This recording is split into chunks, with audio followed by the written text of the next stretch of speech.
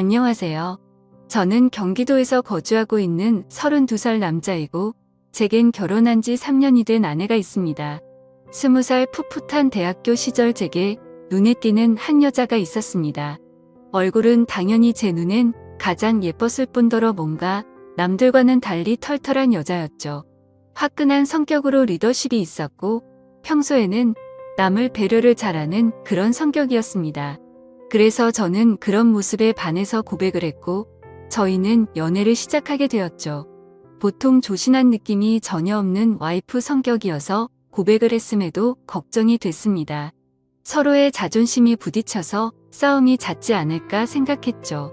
하지만 오히려 우리 둘의 성격은 정반대이다 보니 서로 이해를 잘해주려고 노력했었습니다. 그러다 보니 아내와 저는 7년이라는 오랜 시간 동안 교제를 해왔는데 크게 싸운 적이 5손가락 안에 꼽을 정도로 싸운 적이 별로 없었습니다. 그리고 만난 지 1년도 채 안 됐을 때 저는 군대로 가게 되었는데 그렇게 짧게 만났음에도 제 아내는 2년이라는 긴 시간 동안 한결같았습니다. 사실 저는 제가 군대에 가게 되면 대부분의 여자들이 그러듯 제 아내도 다른 남자를 만나지 않을까 생각했습니다. 왜냐하면 제 아내는 남자들 사이에서 항상 인기가 많았기 때문이죠. 하지만 그렇게 인기가 많았음에도 단 한 번도 다른 남자에게 한눈도 팔지 않았습니다. 저는 그런 모습에 또 다시 반했고 그때 다짐을 했죠. 이 사람과는 평생을 함께하고 싶다. 빨리 자리를 잡아서 꼭 결혼을 해야겠다라고요. 그렇게 저는 무사히 군대를 전역하고 나서 하루라도 빨리 제 아내와 함께 지내고 싶어서 열심히 살았습니다. 그래서 대학교를 다니면서도 항상 전액 장학금을 받고서 졸업을 했고 안정된 직장에 취직한 뒤에 제 아내와 백년가약을 맺었습니다. 평생을 함께하고 싶었던 제 아내와 결혼을 하고 3년 동안은 누구보다도 행복하고 재미있는 결혼 생활을 이어갔습니다. 근데 갑자기 청천벽력 같은 비보가 전해졌습니다. 장인어른께서 교통사고로 인해 갑자기 세상을 떠나게 되셨다고 연락이 왔습니다. 정말 말로 할 수 없을 만큼 충격적이었죠. 항상 인꼬부부 같았던 장인어른과 장모님은 저에게 존경의 대상이셨습니다. 장인어른은 건망증이 심한 장모님이 세상을 떠날 때까지 평생 책임지실 거란 말씀을 입에 달고 사셨죠. 건강하게 살아야 한다며 등산도 꾸준히 하시고 식단 관리까지 할 정도로 자기 관리가 철저하셨습니다. 그리고 장인어른은 제게도 아들처럼 대해주셨어요. 삶에 대한 얘기도 해주시고 부부간의 생활을 어떻게 해야 하는지 많은 조언을 해주셨죠.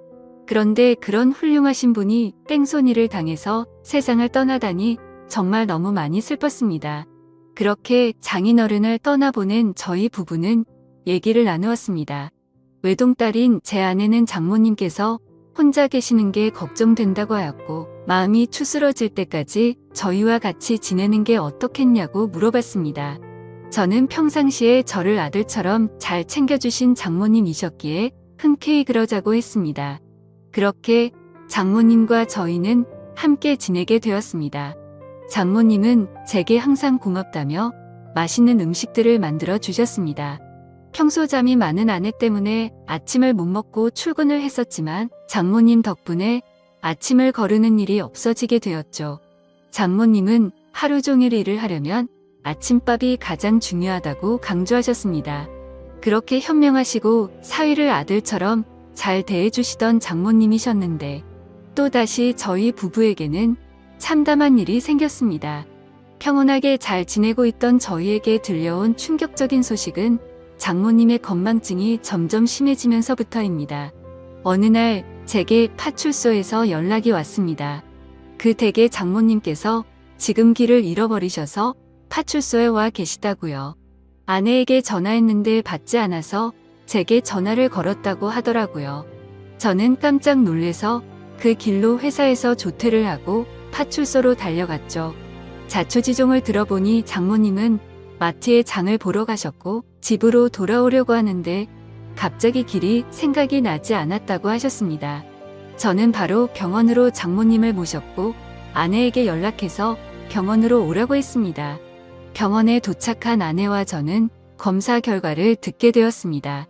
의사 선생님은 장모님께서 치매가 발병하셨다고 했고 저희는 정말 또다시 큰 충격을 받게 되었습니다.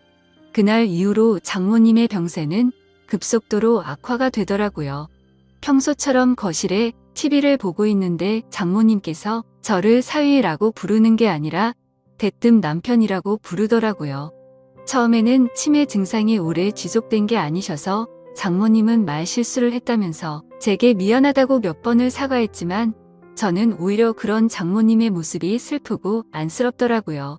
그래서 저는 장모님께 괜찮다고 걱정하지 말라고 말씀드렸고 앞으로 치매 증상이 더 심해지면 어쩌면 좋을지 아내와 상의를 하곤 했습니다.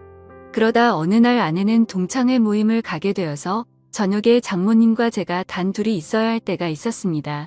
그렇게 장모님과 사이좋게 소파에 앉아서 TV를 보고 있는데 갑자기 치매 증상이 찾아왔던 장모님은 저에게 또다시 여보라고 부르더라고요. 그러더니 갑자기 제게 뽀뽀를 하려고 하더라고요. 예전에는 치매 증상이 와서 저한테 여보라고 부르면 제가 돌아가신 장인 어른인 척하면서 맞춰드리기는 했지만 장모님이 저한테 뽀뽀까지 하려고 하니까 도저히 어찌할 바를 모르겠더라고요. 그래서 저는 그런 장모님에게 아무렇지 않은 척하면서 뽀뽀하는 장모님을 막으려고 최대한 애를 썼지만 힘이 워낙 좋으셔서 피하기가 참 힘들더라고요.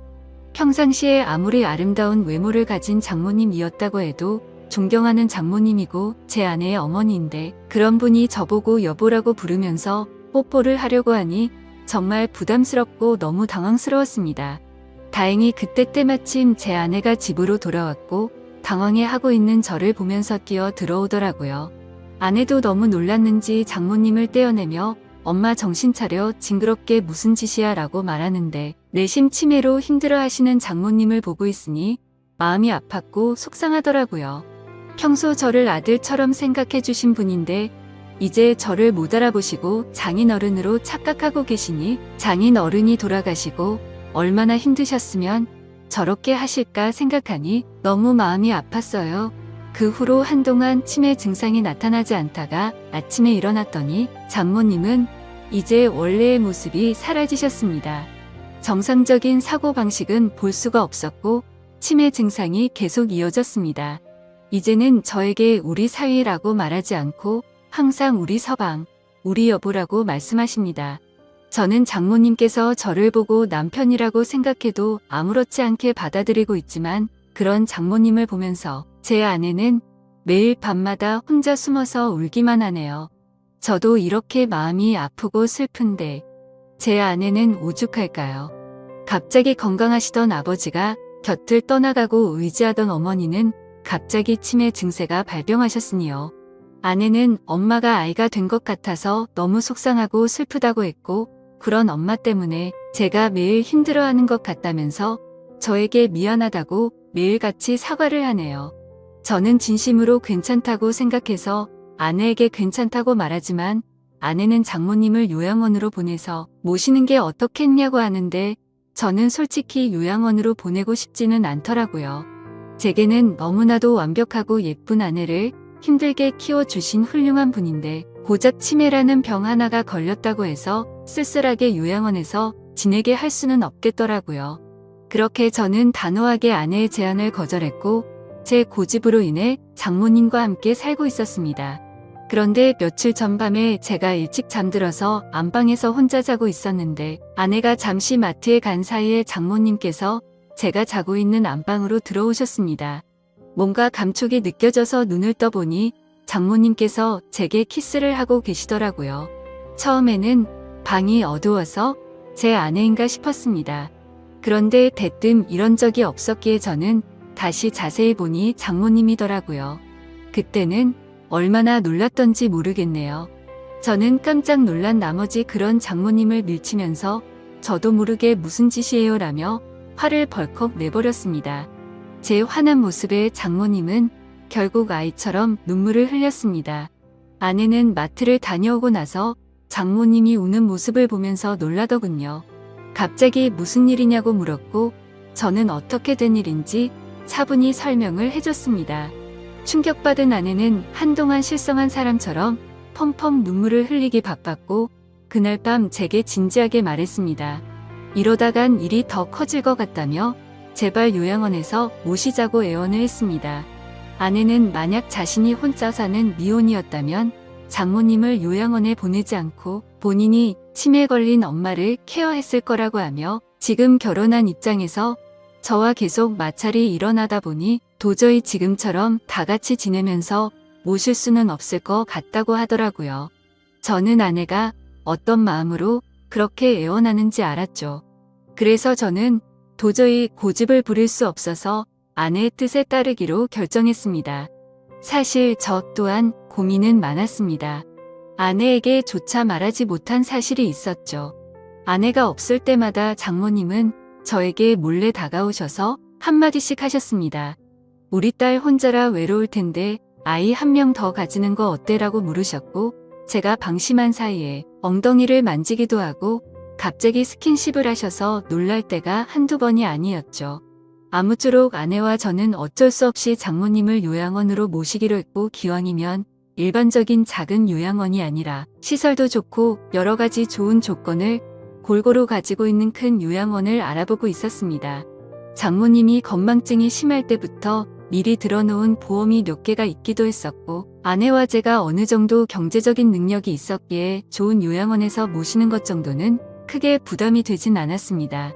좋은 조건들의 요양원을 선별하는 건 꽤 시간이 들었고 요양원에 들어가는 절차도 있었기에 저희가 원한다고 바로 들어가지 못했습니다. 그래서 준비를 마칠 때까지 며칠 정도는 장모님과 저희는 같이 지냈습니다. 이 사실을 아무것도 모르고 천진난만하게 지내는 장모님을 보고 있자니 저는 계속해서 마음이 쓰고 안타까웠습니다. 하지만 장모님과 아내를 위해서라도 요양원으로 들어가서 지내시는 게 맞다고 생각을 했습니다. 그렇게 지내다 요양원에 들어가기 하루 전날 또다시 대형 사고가 터져서 아내가 쓰러질 뻔한 사건이 일어났습니다. 제 아내가 있는데도 불구하고 장모님은 원피스 잠옷을 입고 거실로 나오셨고 갑자기 저에게 오늘 자신과 함께 자면 안 되겠냐고 요구하는데 저는 너무 놀래서 당황해서 어쩔 줄 몰라 하고 있었습니다. 아내는 그러지 말라고 하는데 밀쳐버리고 저에게 달려들었습니다. 그러더니 지난번처럼 키스를 하려고 했고 당황한 저는 또다시 장모님을 밀치면서 화를 내고야 말았습니다. 이번에는 화를 내도 장모님이 울지도 않고 억지로 키스를 하려고 고집을 부리시는데 역시나 힘이 좋으셔서 뿌리치기는 게 정말 힘들더군요. 결국 아내까지 달려들어서 장모님을 어렵게 떼어낼 수 있었고 장모님은 말리는 아내를 보고 도대체 내가 뭔데 우리 사이를 갈라놓냐고 고래고래 소리쳤습니다. 질투가 나서 그러냐며 욕을 해대면서 아내의 뺨까지 때리시더라고요. 순식간에 벌어진 일이고 태어나서 처음 겪어보다 보니 너무 무섭더라고요. 제가 알고 있던 자상하고 고운 장모님이 이렇게까지 변하는 걸 보니 정말 다른 사람인지 알았습니다.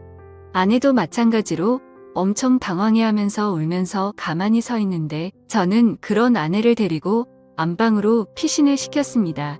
그렇게 사고가 크게 한바탕 벌어지고 난 뒤 장모님을 진정시키느라 몸도 마음도 정말 힘들더라고요.